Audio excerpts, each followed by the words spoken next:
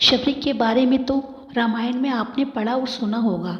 आइए आज मैं आपको उनके बारे में विस्तार से जानकारी देती हूँ कि शबरी कौन थी। शबरी श्री राम जी की परम भक्त थी, जिन्होंने प्रेमवश राम जी को अपने झूठे भेड़ खिलाए थे। शबरी का असली नाम शर्मणा था।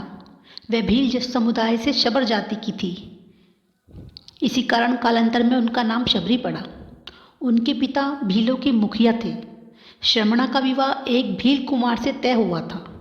विवाह से पहले कई 100 पशु बलि के लिए लाए गए, जिन्हें देखकर श्रमणा बड़ी दुखी हुई और मन ही मन विचारने लगी कि यह कैसी परंपरा है, न जाने कितने बेजुबान और निर्दोष जानवरों की हत्या की जाएगी। इसी कारण से शबरी विवाह से एक दिन पहले ही घर से भाग गई थी और दंडकारण्य वन में पहुंच गई थी। दंडकारण्य में मातंग ऋषि तपस्या किया करते थे। शर्मणा उनकी सेवा तो करना चाहती थी, पर वह भील जाति की होने के कारण उसे अवसर न मिलने का अंदेशा था।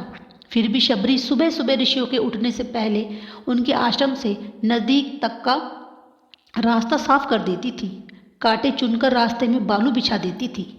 यह सब वह छुप कर किया करती थी। एक दिन ऋषि श्रेष्ठ को शबरी दिखाई दे गई। शबरी की सेवा से वह बहुत प्रसन्न हुए और उन्होंने शबरी को अपने आश्रम में शरण दे दी। धर्म और शास्त्र का ज्ञान शबरी माता ने ऋषि से ही प्राप्त किया।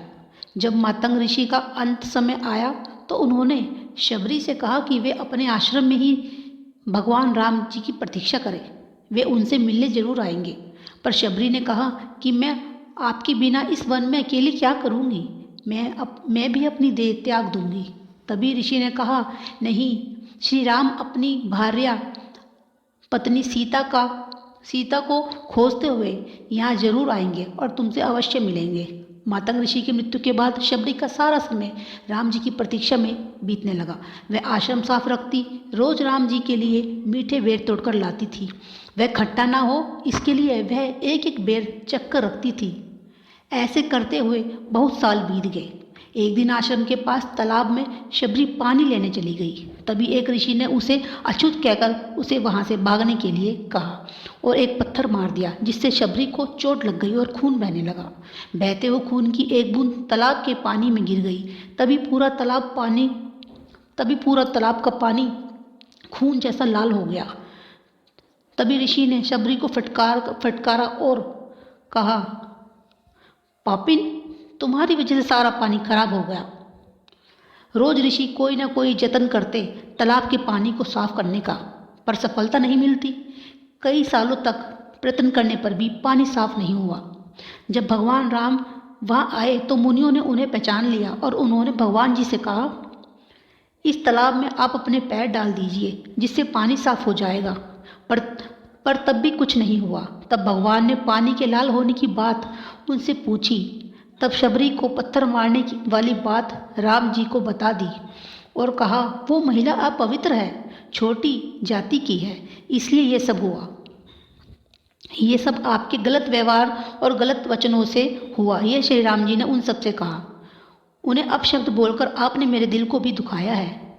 मैं उन माता से मिलना चाहता हूँ। तभी शबरी तालाब के पास पहुँच जाती है और आते हुए उनके पैर में ठोकर लग जाती है और पैर की ठोकर से धूल पानी के तालाब में गिर जाती है। सारा पानी साफ हो जाता है। भगवान राम कहते हैं, कितने जतन किए आप सभी ने, तब भी तालाब का पानी साफ नहीं हुआ।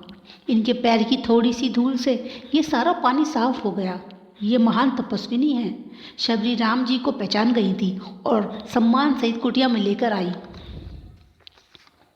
शबरी की प्रतीक्षा समाप्त हो गई थी। भगवान राम और लक्ष्मण जी राम जी को अपनी कुटिया में लेकर आने लगी। उस समय वह वृद्ध हो चली थी, लेकिन राम जी के आने की खुशी का ठिकाना नहीं था। उन्होंने अपनी चुस्ती दिखाई और दौड़ते हुए उनका स्वागत किया और पैर धोए, उन्हें अपनी कुटिया में बैठाया। प्रेम से तोड़े हुए मीठे बेर राम जी को खाने के लिए दिए। राम जी ने भी बड़े ही प्रेम से बेर खाए। लक्ष्मण को झूठे बेर खाने में संकोच हुआ, पर राम जी का मन रखने के लिए लक्ष्मण ने बेर ले लिए, पर खाए नहीं। जब भगवान जाने लगे तब उन्होंने शबरी से कहा, आप जो चाहें मुझसे मांग सकती हैं। शबरी ने कहा, मैं अपने गुरु मतंग ऋषि के कहने पर सिर्फ आपके दर्शन के लिए जी रही थी, अब आप मुझे मोक्ष प्रदान करें। शबरी को मोक्ष मिल गया और शबरी को उनके गुरु के अनुसार भगवान राम के दर्शन भी हुए। तभी तो कहते हैं, अगर मन में सच्ची श्रद्धा हो तो भगवान के दर्शन जरूर होते हैं।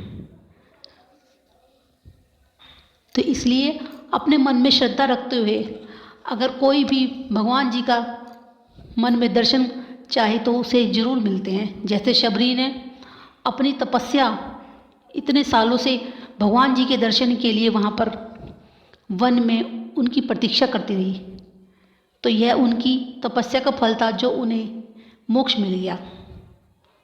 तो इस कहानी से हमें ये शिक्षा मिलती है, सच्ची श्रद्धा हो तो भगवान के दर्शन जरूर होते हैं। जय श्री राम।